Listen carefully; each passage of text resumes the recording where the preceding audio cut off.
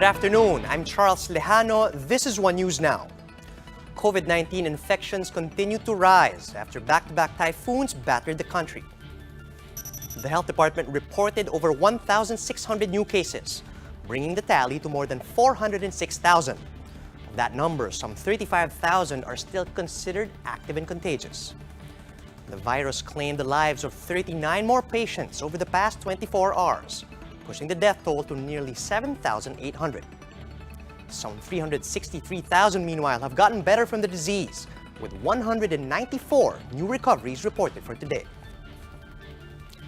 Now that a number of households remain without power, the DOH warns against the use of generator sets indoors.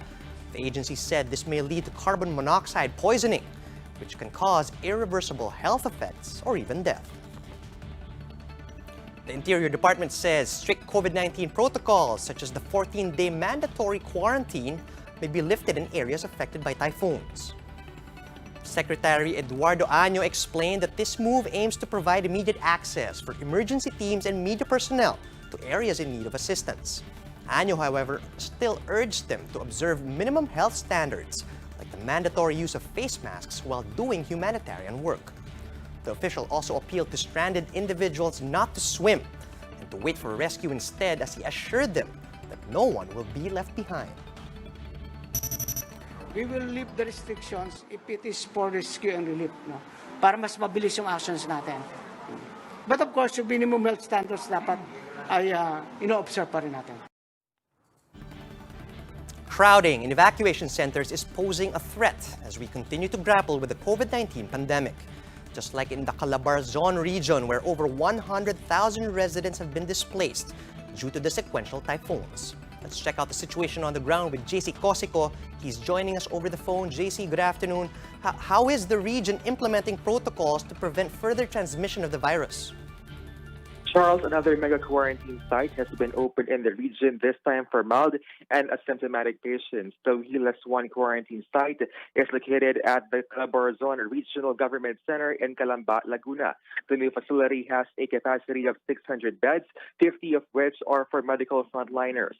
It is complete with an air conditioning system as well as toilet and shower rooms. Each patient will also have their own bed, a pillow, and toiletries. The Calamba City LGU Office of Civil Defense and the Health Department will man the quarantine site. It is the 374th temporary treatment and moratorium facility in the Calabarzon region. As of November 13, the DOH tracker says Region 4A is the second with the most number of COVID-19 cases in the country. Over 70,000 infections have been confirmed across the region. Charles, government officials earlier held a turnover ceremony for the new facility today. Among those present were NTF Chief Implementer Carlito Galvez Jr., Interior Chief Eduardo Año, and Public Works Head Mark Villar. Charles? All right, thanks for that update, JC Cosico. For more updates, visit News 5, the Philippine Star, and Business World online. Visit our website, onenews.ph, for more in-depth analysis. And you can also catch One News on the Signal Play app. Register for a free account at www.signalplay.com and stream One News live anytime, anywhere. I'm Charles Lejano. We are One News.